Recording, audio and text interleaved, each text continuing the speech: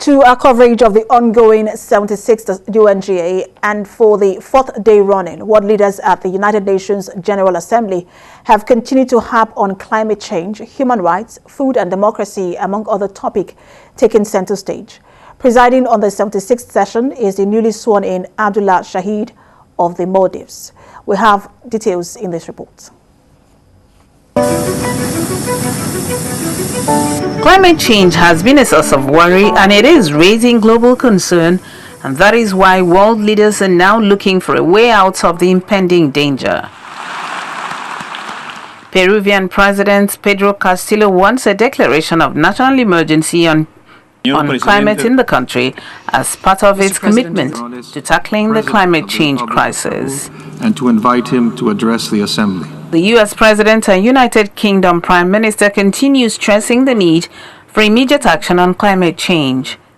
They say if nothing is done at the moment, it could lead to a global disaster in the long run. As we look ahead, we will lead. We will lead on all the greatest challenges of our time, from COVID to climate, peace and security, human dignity and human rights, but we will not go it alone.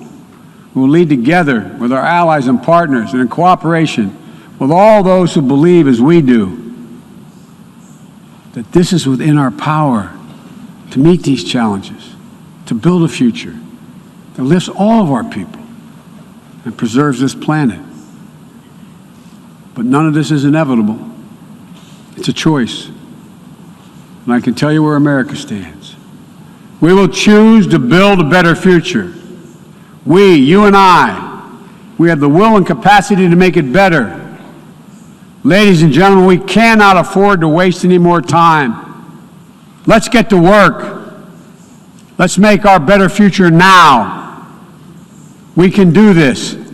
It's within our power and capacity. When we must show that we are capable of learning and maturing and finally taking responsibility for the destruction we are inflicting, not just upon our planet, but upon ourselves. It's time for humanity to grow up. We are doing such irreversible damage that long before 1 million years are up, we will have made this beautiful planet effectively uninhabitable, not just for us, but for many other species. And that is why the Glasgow COP26 summit is the turning point for humanity. We must limit the rise in temperatures, whose appalling effects were visible even this summer, to 1.5 degrees. We must come together in a collective coming of age. 90% of Africans still waiting for the first dose.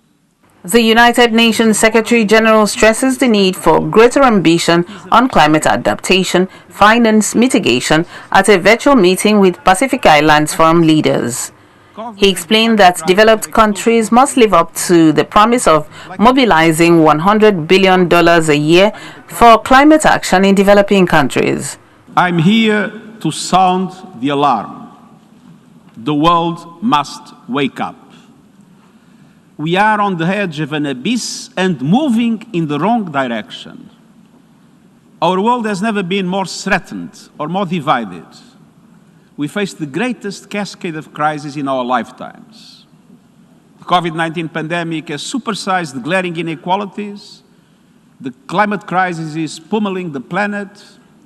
Upheaval from Afghanistan to Ethiopia to Yemen and beyond has thwarted peace. Unlike the 2020 edition, which was conducted almost entirely virtually because of the pandemic, more than 100 leaders and other high-ranking representatives intend to deliver their speeches in person. But with access to the 16-acre UN complex in Manhattan remains strictly limited, with mandatory mask wearing and other COVID prevention measures. I now give the floor to the It is hoped the world leaders' commitment here will not just be on paper, but be implemented to make the world a better place.